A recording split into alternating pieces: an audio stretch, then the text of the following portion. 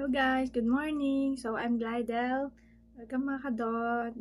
So if you're watching here, you know, it's been a while since I do vlog.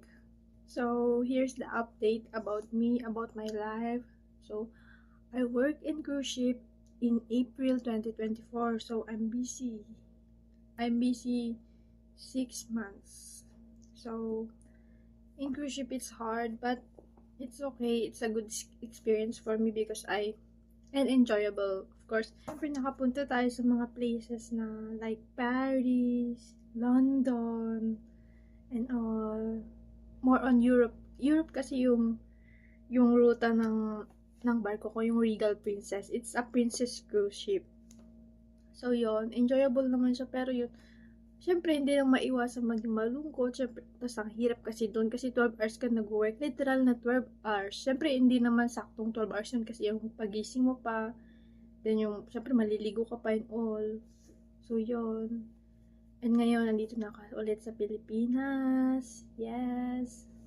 So, guys, sana andito pa rin kayo kahit na hindi ako masyadong ma-update. Pero, yun, bigyan ako content. Mag-isip kayo na, mag-suggest kayo kung anong maganda i-content, diba?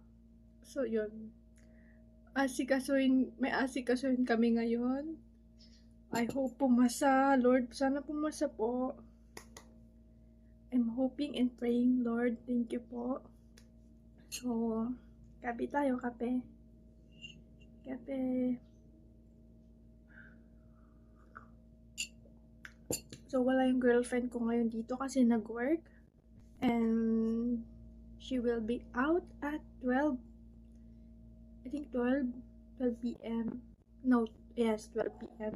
And I'm waiting for her because we will do something. Like, we'll go to mall and all. Okay na, later na, bye. I'll just give you update.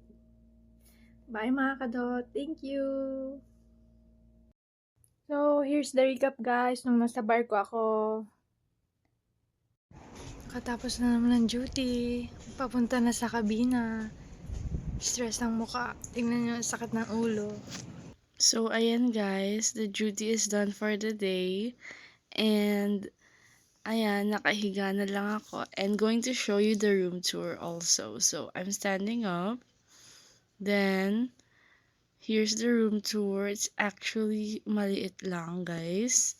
And you can see pinto agad. So, wala masyadong matutour. But here's a look on how our room looks like. And yeah. Hello guys! So, dito na yung girlfriend! Shelby!